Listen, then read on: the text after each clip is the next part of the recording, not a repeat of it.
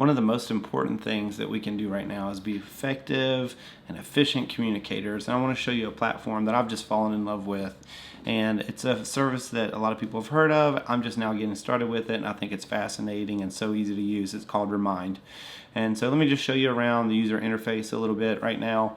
So I'm signed in to Remind, and I didn't even create a username and password for this service. I signed in through Gmail. It was one of the options, and I thought, yeah, I don't really need a new username and password right now. I have a hard enough time remembering the ones that I have.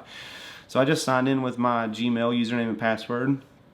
I came in, the first thing I did was create a class. I gave it a class name. It generated the class code for me. I'm not affiliated with the school for the purpose of this demo, so I left that blank.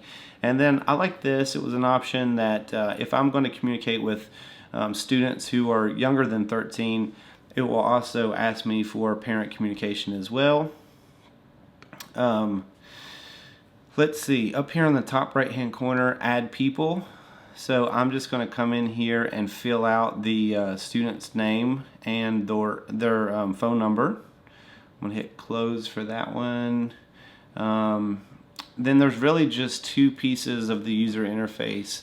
The first piece is an announcement, and I can come here and I can send out an announcement using text, and I can also upload a video or a photo. I can attach a file. If I have something in my Google Drive or in my classroom, I can attach those things here.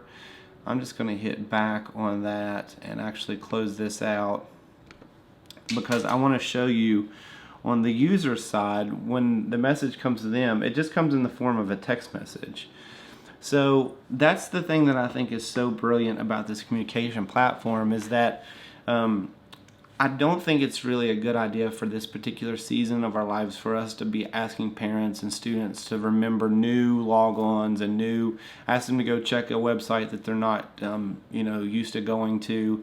But it seems like a lot of people these days are very comfortable with holding their phone in their hand and sending and receiving text messages, and that's the way it comes to them, just in the form of a text. So it's very organic. It feels very natural. You're not asking them to even download an app necessarily.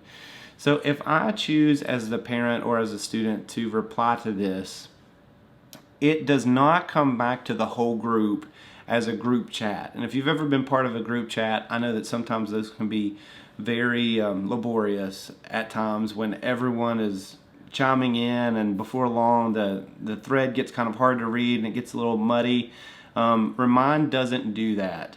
If I respond to this message that was sent, even though it was sent to the entire group, if I respond to it, it doesn't come back to the entire group. Instead, it will show up here as a conversation. So this would turn into a one-to-one conversation between the teacher and the child, or the parent, or both, if it's set up that way. And keep in mind that both the announcements and the conversations are kept, the records are kept, so administrators see that too. So I always thought that that was good in terms of a safety net for me as an educator, to limit my exposure to certain things. So all of this communication is being looped in with administration. So I just think that's a really nice feature that's embedded in the service as well.